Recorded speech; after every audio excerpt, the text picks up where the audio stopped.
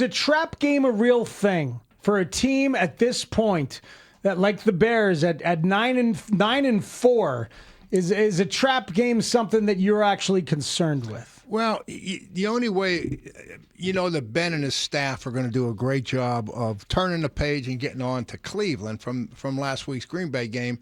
The tough thing is in this town, just walking the streets and being out amongst the people here, you don't get very many Cleveland questions. Everybody still wants, because the Packers game is next week again, right? I mean, it's coming, it's that they're jumping from Green Bay to Green Bay. That's the topic. And that's a little bit of a trap. And I said this on Mully's show. The guy stopped for a cup of coffee on the way in, and the guy behind the counter is probably not going to ask him about Cleveland. He's probably going to want to talk about something that happened in the Packers game or whatever. So, you got to fight that a little bit this week because this could be a trap game. Hey, we know that Myles Garrett is, 2 or 3 sacks away from the record? 3. So he's going to show up. And he's going to try to get that record, right? He's coming. So he's going to bring it. And whenever you get your leaders on your team to practice and show up and play with that type of mentality, it's contagious.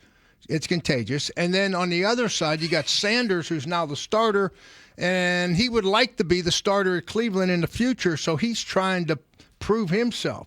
So it's not a team that you say, okay, they're out of the playoffs, they're dead in the water, they're not going to show up and play. I think they will because of the reasons I talked about. Can you take advantage of something like that? Like the Browns team isn't really playing for anything, but Myles Garrett is, and last week there were some people who thought that maybe he was going for the sack record instead of kind of playing within the defense. So if you're Ozzie Trapillo or Darnell Wright and you're lined up against him, knowing that he's going for it, can you take advantage of that, or do you have to just play it straight up? No, you got to pretty much play it straight up. I mean, he's gonna play the defense it's called. And they'll have a plan for him as far as chipping him. And he's always going to be double-teamed, let's face it. I mean, he's not going to be lining up against Ozzie one-on-one. It's just going to be a matter if it's a tight end chipping or the back chipping or whatever they do, or run the rollout passes away from him so he's not a factor, that type of stuff. So, and Caleb will know where he's at. And so it'll be an interesting game to watch from the standpoint, that there'll be a lot of talk about that and the record and so forth. So it'll bring I'll bring a few more eyes to the set than normal, I think. What's different about preparing for a pass rush guy like Myles Garrett as opposed to preparing for Micah Parsons like the Bears did last week? We thought about that so much. This is a different type of guy. Yeah, Parsons, I mean, I can relate more to Garrett because, the pass rushers I've been around, the Charles Haley's, Richard Stans, Jason Taylors, all those guys, they all were guys that were athletic and could drop in coverage, and we did a little bit, but they were always with their hand on the ground, and they were one side or the other, and I would flip Haley and Jason, those guys, right side, left side a little bit, but a lot of times they didn't want to. They wanted to, and everybody talks about, you got to get him off the line so he doesn't get chipped and all that stuff. Well, that part is true, but, like with Taylor, I gave him the freedom to say, hey, if that back's chipping you or the tight end's there, just tell the tackle next to you, I'm inside, I'm gone. And you just set him up and come underneath him right now, and the chip is over. It doesn't mean anything. And the tackle will come around for the contain outside. So you can do a lot of different things with those guys. I don't know. The great ones still find ways to make plays. That's what Myles Garrett's doing now. This is not the first week that an offense or people like ourselves are talking about what a great pass rusher Myles. They've been double teaming Myles Garrett for 3 years. And he's still got 20 sacks after signing an extension. He is what he is here. Yeah. Can you educate us about Jim Schwarz? Jim Schwarz has been doing it a long time as defensive coordinator. Loves to run wide nine. Yeah. What is the wide nine, and what kind of issues does it present? It pretty much keeps everything inside the tackle box. And by that, I mean he's going to bring those ends up the field, and they're going to come awful hard. So any of your outside running plays, the wide stretch play that the Bears run, the boots and the waggles with the quarterback, those things will be very difficult when you play wide nines because those guys are coming up the field. So they make you run more of an inside running game, inside those two ends. And the Bears have that. You know, we've seen the Bears trap and wham and counters and stuff inside. So I expect to see more of that type of running game. And they kind of force you to do a little bit more drop back maybe than what we've done, you know. That's interesting because we saw so much bootleg last week. Right. You know, as part of the game plan. But is this a game where Caleb's going to have to drop back and make some passes in structure here? I think so. I think the ball, play action pass. So the key will be, you know, right now we're running the ball so good, and that's what's as cold as it's going to be in the weather and all that, you know, whenever you're running the ball like the Bears are, that's not a factor. It's really not. You just soon do that than throw it. And so and then your play action passes come off of that. I was talking about Quinshon Judkins, the fine rookie running back, leads all rookies in rushing yards in the NFL for the Cleveland Browns.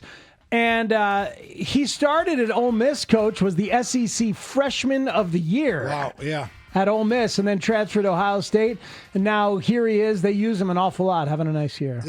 And, you know, when he was at Ohio State, keep in mind, you know, last year that it was him and Henderson were splitting time. Yep. Henderson is a starting back for New England.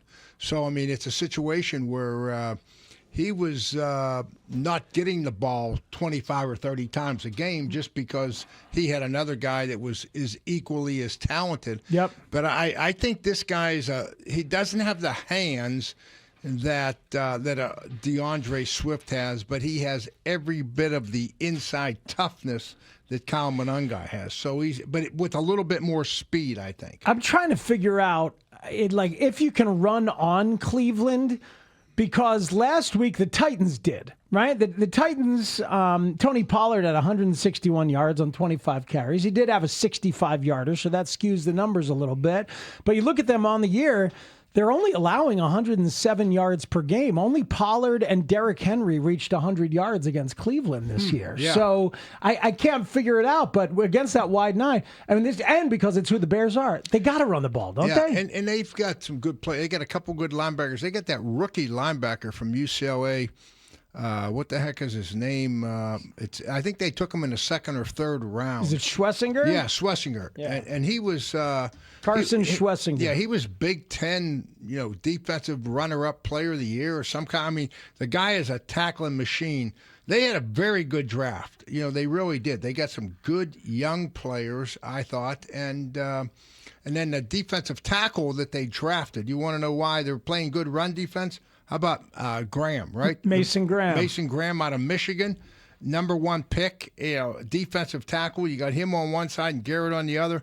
I mean, they got a heck of a good defensive line. And the thing I liked about Graham when he was at Michigan, he's not just a big body that takes up blocks. He was an ex-wrestler.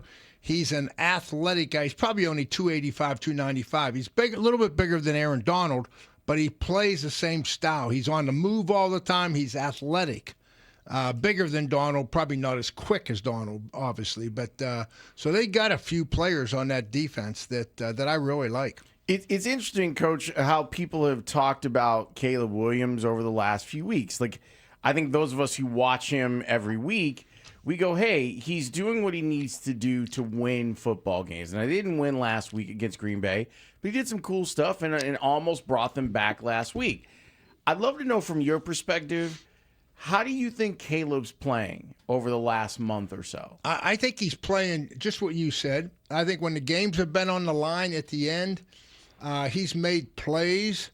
He has not turned the ball over. Yeah, he had the interception last week. But, I mean, for the most part, for a young quarterback, he has protected the ball extremely well, which nothing will end a game or lose a game for you quicker than throwing an interception. We all know that. We've seen that here for a lot of years.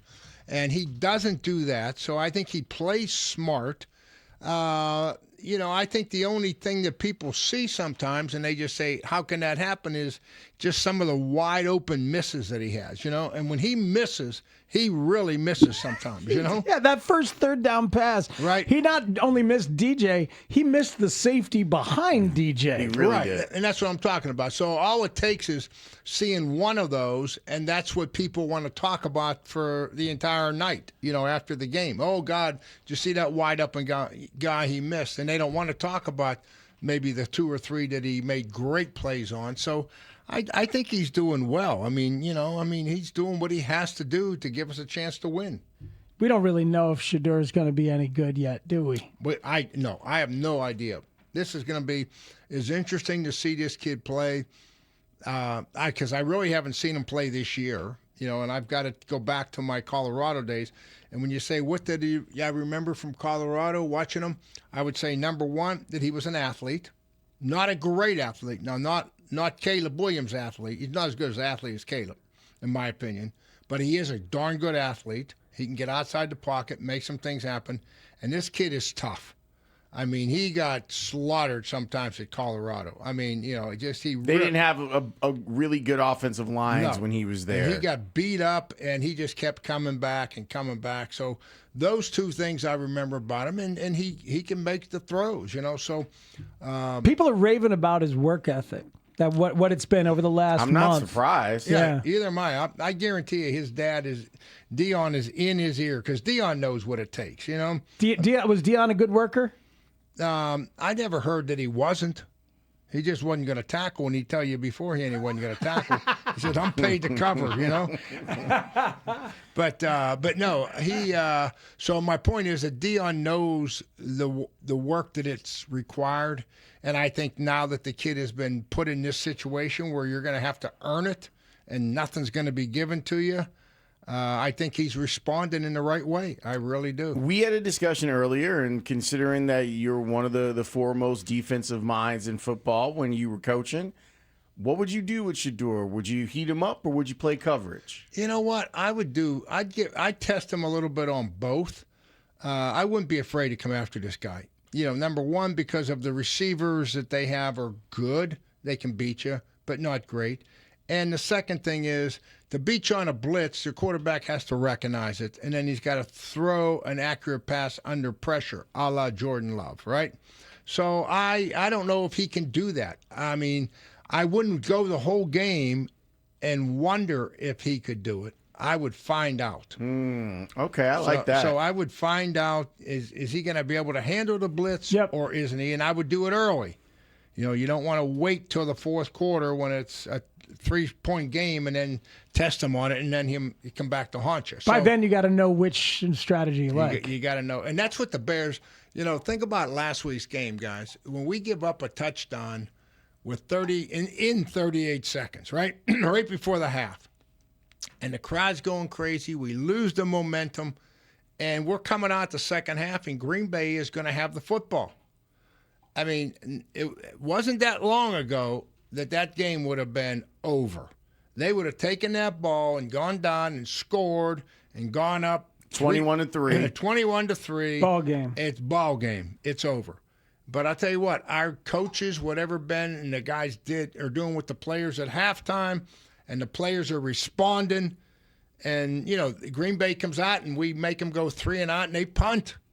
And we get the ball and we have, 12 or 17 play drive, whatever it was, and get out and score. So that, to me, speaks a lot. You are up in Green Bay, and you come out of the second half after you gave up a touchdown, and you kind of put it right back in their face. That was a heck of a deal. Just that whole sequence of defense and offense, that was very meaningful in my mind. That's why